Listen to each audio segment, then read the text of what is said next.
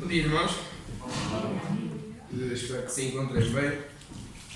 Eu hoje fui convidado a transmitir a mensagem do Senhor para vocês. Estou um bocadinho nervoso por ser a primeira vez, admito, mas espero que corra tudo bem.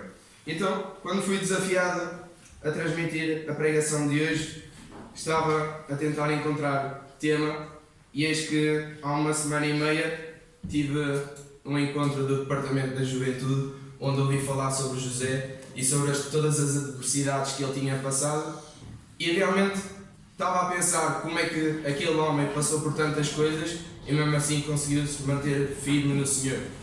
E estava a fazer uma retrospecção para mim de como é que tinha sido realmente a minha atitude perante a pandemia, perante as adversidades que tinham acontecido, e realmente percebi que deveria ter mudado algumas coisas, deveria ter reagido de forma diferente. E é isso mesmo que hoje vou pedir aos irmãos para fazerem também uma retrospecção comigo. Vamos falar um bocadinho sobre a vida de José, sobre aquilo que ele passou e tentar perceber quais foram as atitudes que ele teve em relação às adversidades e o que é que nós podemos aprender com isso. Antes de qualquer coisa, gostaria de fazer uma pequena oração e peço aos irmãos que possam fechar os olhos em reverência ao Senhor. Obrigado, Paizinho querido, por este dia que nos estás a dar, Senhor. Que realmente agora, Senhor, Tu possas transmitir a Tua palavra através deste Teu servo, Senhor. Que seja o Espírito Santo a falar através de mim, Senhor, e não eu. Que Tu me possas manter em humildade, Senhor. E que, acima de todas as coisas, Senhor, possas abrir o coração das pessoas que estão a ouvir, Senhor, para que possam entender a mensagem. Obrigado por tudo que fazes nas nossas vidas, Senhor, em nome de Jesus. Amém. Então a passagem de hoje começa em Gênesis 37. José filho de Jacó, Jacó filho de Isaac, Isaac filho de Abraão. José tinha 17 anos quando apacentava os rebanhos com seus irmãos, sendo ainda bastante jovem. E, para dar algum contexto histórico, dá para perceber no versículo 3 que Israel e Jacó amavam mais a José que todos os seus filhos, que era filho da sua velhice, e fez-lhe uma túnica talar de mangas.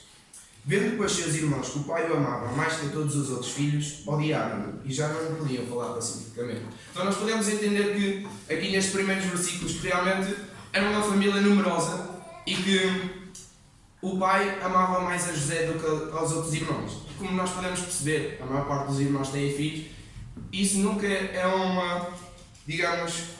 bom pressuposto do que irá acontecer a seguir. Entanto, José teve um sonho. Os irmãos podem ver em Gênesis 37, 5 a 8. José teve um sonho que relatou a seus irmãos e o odiaram ainda mais.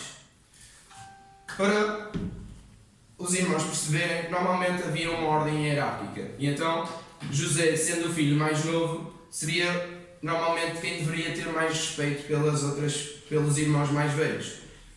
No entanto, neste sonho, José afirma dizer que ele iria governar sobre todos os outros irmãos e iria ter mão sobre eles. E então, para além de os irmãos o odiarem, quando José fala deste seu sonho, o seu ódio ainda aumenta. E imaginem o que é, irmãos, façam esse esforço, olhem para o lado um dos outros, olhem para os vossos irmãos na fé e tentem perceber o que é que aconteceria se o irmão ao vosso lado realmente vos odiasse de tamanha forma. O que é que vocês iriam fazer? Como é que vocês iriam reagir? E no entanto, vocês podem perceber que o pai, Jacó, não tinha feito nada, não tinha realmente agido perante esta situação. E isso faz com que os irmãos realmente tomem uma posição. Peguem esse José e o vendam. Queriam-no matar primeiro de tudo, porque o ódio era realmente tanto, que queriam-no matar. Mas mesmo assim o Senhor esteve com José e tocou no coração de Rúben. E José foi vendido por 5 ciclos de prata. 5 ciclos de prata, irmãos, correspondia mais ou menos a um valor de um homem aleijado na altura. Ou a um homem entre os 17 e os 25 anos. O ensinamento que eu vos quero trazer neste início da história é que nenhum inimigo é mais subtil do que a passividade. A passividade espera até que, quando não se pode esperar mais, manifesta-se em crueldade. E então José, sem ter feito nada, completamente injustiçado, é vendido a desconhecidos. Podemos ver que no versículo 36 que os midianitas venderam José depois também ao Egito. E então, imaginem o que é vocês estarem na vossa família, estarem rodeados dos vossos familiares e perante o ódio dos vossos irmãos, vocês serem vendidos a totalmente desconhecidos sem terem feito nada. E então é isso que acontece. José é vendido aos ismaelitas, midianitas, e realmente é levado até ao Egito, onde no Egito é vendido à casa de Potifar. Na casa de Potifar, José foi levado a Potifar, onde ficou escravo desse seu senhor. E nessa sua casa nós podemos ver nos versículos, se quiserem acompanhar, meus Gênesis 39, 1 a 6, diz: José foi levado ao Egito, e Potifar, oficial de Faraó, comandante da guarda egípcio, comprou dos ismaelitas que o tinham levado para lá. O Senhor era com José, que veio a ser homem próspero, e estava na casa do seu senhor egípcio. Vendo Potifar que o Senhor era com ele, e que tudo o que ele fazia, o Senhor prosperava em suas mãos, logrou José merecer perante ele a quem servia, e ele o pôs por mordomo de sua casa, e lhe passou às mãos tudo o que tinha. E desde que o fizera mordomo de sua casa e sobre tudo o que tinha do egípcio, por amor de José, a bênção do Senhor estava sobre tudo o que tinha, tanto em casa como no campo. Potifar tudo o que tinha confiou às mãos de José, de maneira que, tendo-o por mordomo, de nada sabia, além do pão com que se alimentava. José era formoso de porte e de aparência. Então, apesar desta total injustiça e desta primeira tribulação, o Senhor continuava com José. E agora pensem, irmãos, vocês estão nas vossas casas e muitos de vocês, se calhar, nós não estávamos preparados para o que ia acontecer e de repente a nossa primeira tribulação veio uma pandemia sobre nós. Será que nós realmente, no primeiro momento de sufoco, qual foi a nossa reação perante Deus? Será que confiamos totalmente nele? Será que olhamos para o Senhor e dissemos: porque é que nos estás a fazer isto? Nós não fizemos nada para que isso acontecesse. Será que nós culpabilizamos Deus dos atos pecaminosos e das obras pecaminosas que existem neste mundo? Fica aí a questão para os irmãos pensarem. E então José ficou como mordomo da casa de Potifar sobre todas as coisas. Potifar confiava plenamente nele. No entanto, apesar de estes altos e baixos, vem outra vez uma tentação, uma tribulação. Sendo José formoso de porte e de aparência, a mulher de Potifar vai falar com José e tentar levá-lo a dormir com ele.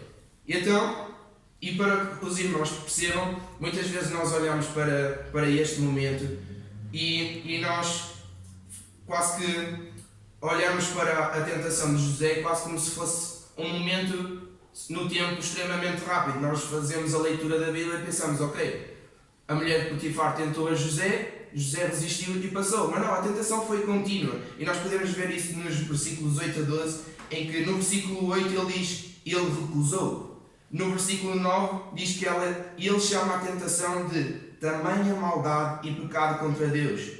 Vemos no versículo 10, diz que ele nem sequer lhe deu ouvidos e nem queria ficar na sua presença. No versículo 12 diz que ele fugiu à tentação.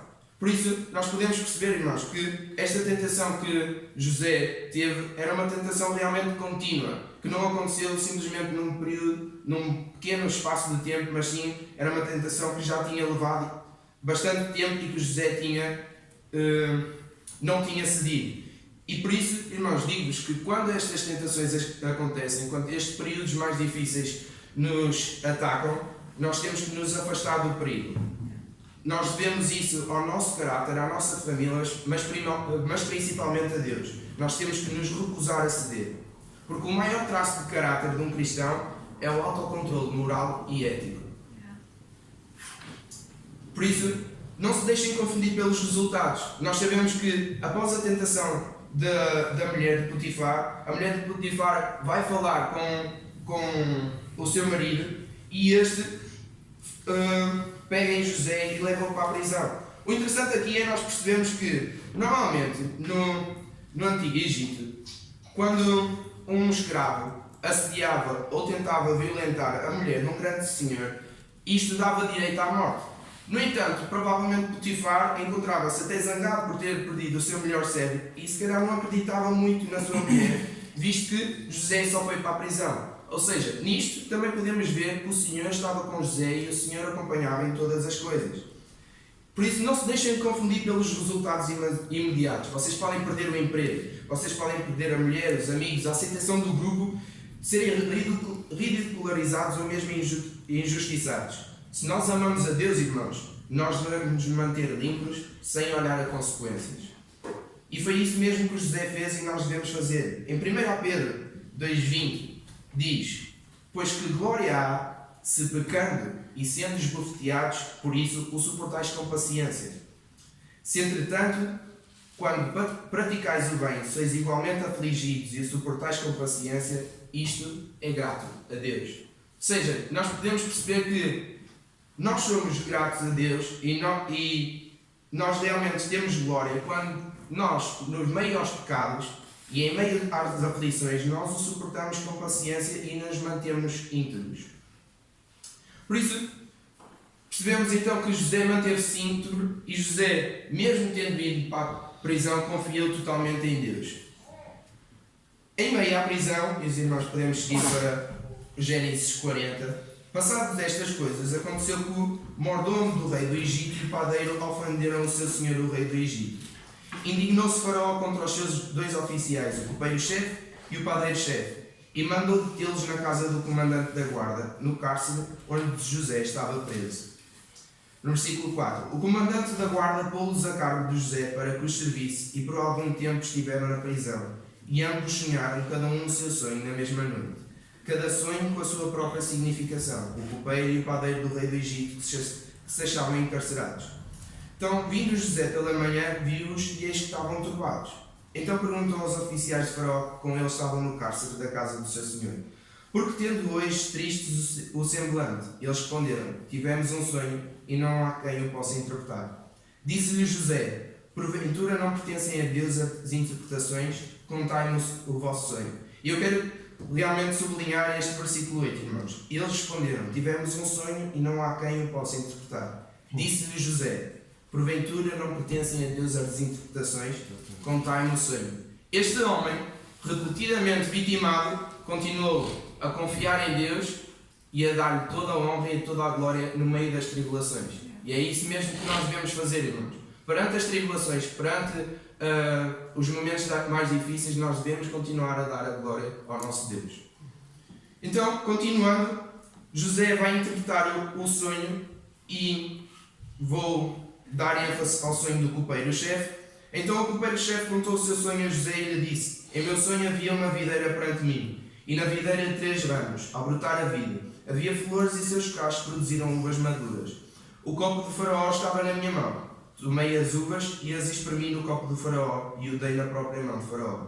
Então lhe disse José: esta é a sua interpretação. Os 3 ramos são 3 dias. Dentro ainda de 3 dias Faraó te reabilitará e te reintegrará no teu cargo. E tu lhe darás o copo na própria mão dele, segundo o que costume antigo, quando lhe eras copeiro.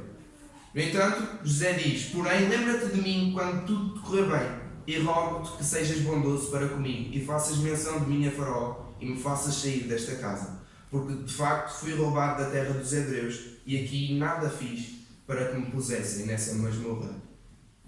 José, então, vai realmente interpretar o sonho do copeiro-chefe, vai dizer que ele vai ser restituído ao seu cargo antigo. No entanto, pede-lhe que ele não se esqueça. E nós podemos ver em Gênesis 41:1 que diz: passados 2 anos completos, Faraó teve um sonho. Passados 2 anos completos. Que decepção! Não há outra palavra para isto. Nós vemos que José meteu toda a sua confiança no copeiro-chefe. Provavelmente olhou para ele como uma oportunidade que Deus lhe tinha metido à frente para realmente sair do sítio onde estava, da injustiça que tinha tido. Imaginem o que é, irmãos, vocês estarem na prisão, realmente verem a oportunidade aparecer-vos à frente e passarem 2 anos e nada ter acontecido. O que é que provavelmente José pensou nesse tempo? Provavelmente culpabilizou Deus, disse-lhe que o próprio Deus tinha esquecido dele e que ele não merecia isso. Não. Este homem continuou a aguardar, a confiar, a esperar e a apoiar-se em Deus. Saibam esperar com esperança. Saibam perceber que nos momentos mais difíceis Deus continua ao vosso lado.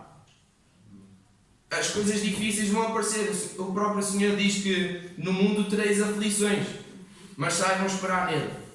Saibam perceber que ele é a solução. E foi isso mesmo que José fez. Apesar de tudo, José esperou esses 2 anos e continuou a confiar em Deus. E o grande momento veio.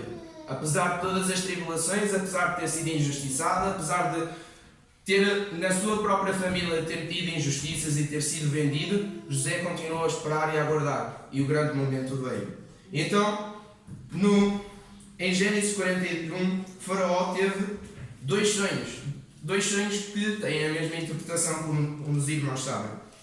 De que no Egito haveria um grande período de fertilidade, 7 anos de fertilidade, e depois mais 7 anos de seca. E foi isso mesmo que mais ninguém sabia interpretar esse sonho e José foi chamado à corte para poder interpretar. E o que eu quero frisar a vocês, irmãos, é que, e podem acompanhar-me em Gênesis 41, 32 a 33, é que quando a oportunidade veio, quando José percebeu que, se calhar, este é o momento em que a interpretação do meu sonho me vai libertar da prisão. E ele diz assim: o sonho do Faraó foi dúplice, porque a coisa é estabelecida por Deus e Deus se apressa a fazê-la. Agora, pois, escolha Faraó um homem ajuizado e sábio e ponha sobre a terra do Egito. Então, a oportunidade veio, o momento era bastante simples. Era realmente ele interpretar o sonho e dizer: usa-me a mim, eu estou aqui. Da mesma forma que eu interpretei o sonho, eu sou bem capaz de tratar das outras coisas. Mas não, José manteve-se humilde perante a oportunidade de liberdade e disse: ponha Faraó uma pessoa que ache certa para o momento. Então, mesmo nos altos e baixos, José manteve-se íntegro e fiel ao Senhor e humilde. E então, apesar disto tudo, como disse, o grande momento veio. José tornou-se o segundo homem mais poderoso à frente de todas as coisas. Não é para qualquer um, mas é assim porque ele era um homem especial, tinha qualidades, ele tinha atributos que se via nas suas ações, perante as tribulações, perante as adversidades e mesmo nos momentos mais altos, ele era um homem íntegro e fiel ao Senhor. Então vamos ver algumas qualidades de José perante estas situações todas. José, perante as tribulações e mesmo nos momentos altos, ele era fiel ao Senhor. Tinha amor a Deus e tinha um relacionamento com Ele. Tinha confiança na provisão de Deus. E nós podemos ver isso claramente em Gênesis 39, 1 a 6 e em Gênesis 39, 21 a 23. Eu passo a ler. José foi levado ao Egito e Potifar, oficial de Faraó, comandante da guarda egípcio, comprou dos ismaelitas que o tinham levado para lá. O Senhor era com José, que veio a ser homem próspero. Mais tarde, ele é lançado à prisão. No entanto, o Senhor continua com ele. Nos versículos 21 a 23 diz: o Senhor, porém, era com José e lhe foi benigno e lhe deu mercê perante o carcereiro, o qual confiou às mãos de José todos os presos que estavam no cárcere. Então, José sabia que podia confiar em Deus e na sua provisão. Mais ainda, José tinha um coração de serviço, fazendo tudo para a honra e glória de Deus. Em todos os sítios onde ele estava, ele trabalhou mesmo nas dificuldades e Deus o abençoou fortemente. Apesar de tudo, ele usou sempre os seus dons para fazer o bem e ajudar os outros. Humildade.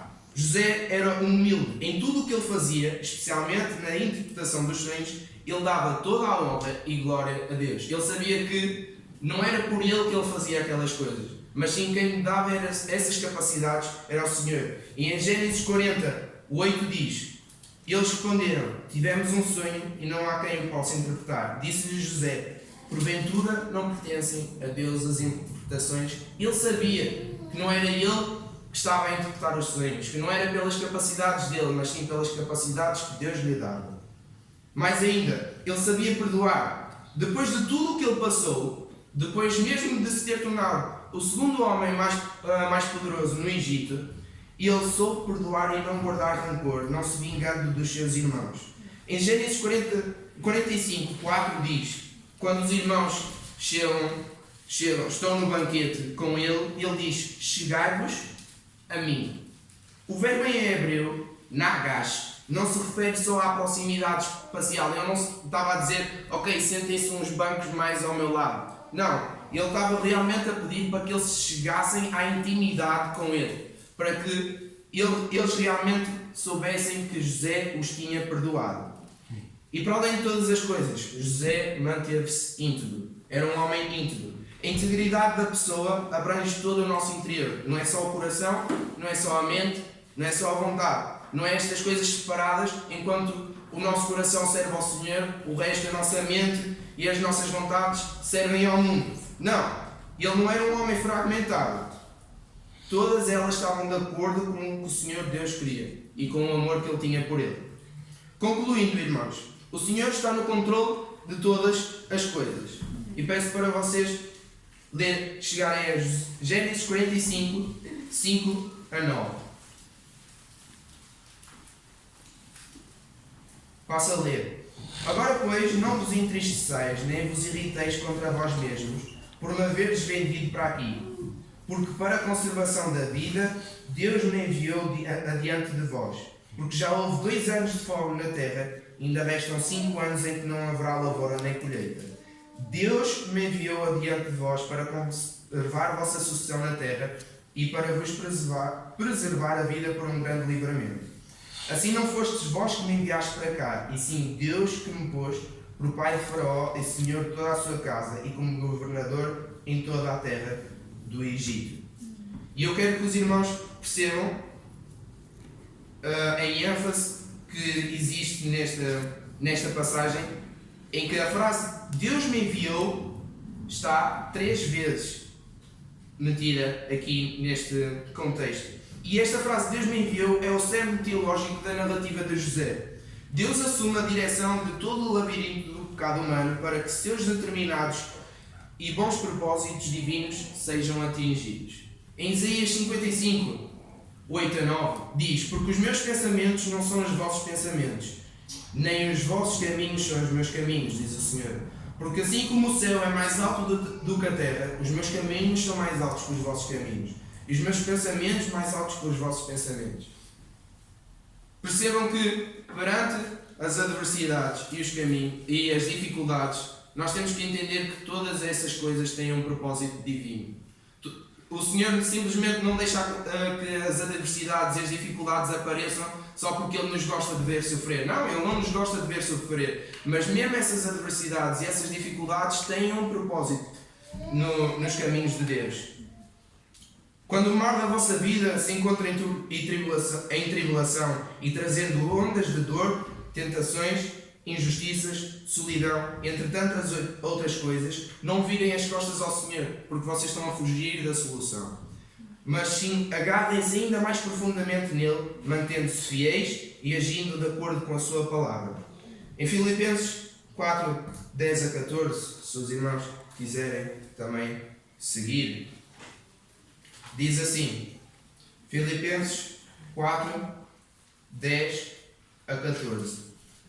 Alegrei-me sobremaneira no Senhor, porque agora uma vez mais renovastes a meu favor o vosso cuidado, o qual também já tinhais antes, mas vos faltava oportunidade. Digo isto não por causa da pobreza, porque aprendi a viver contente em toda e qualquer situação.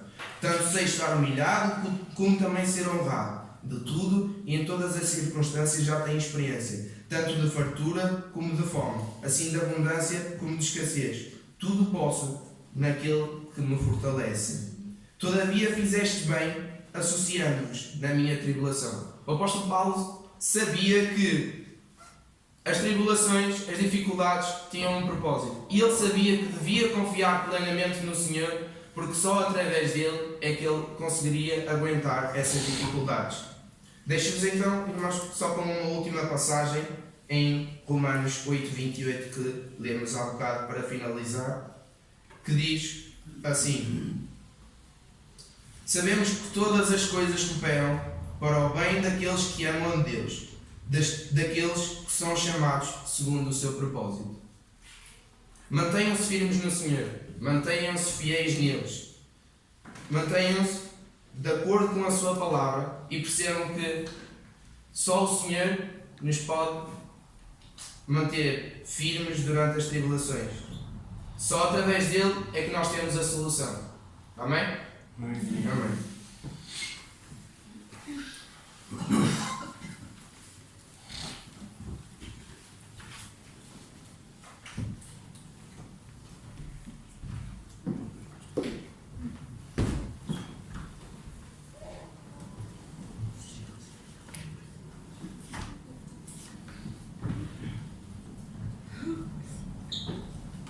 Bom dia, meus irmãos. Nós estamos a concluir o nosso culto.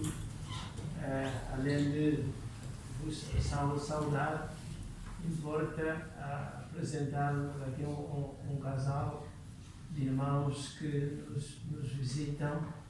Sejam bem-vindos. Se quiserem dizer uma palavrinha, se identificar de onde é que vem, sejam bem-vindos. Minhas irmãs e meus irmãos, o momento que há pouco assistimos é um momento importante na vida de uma igreja.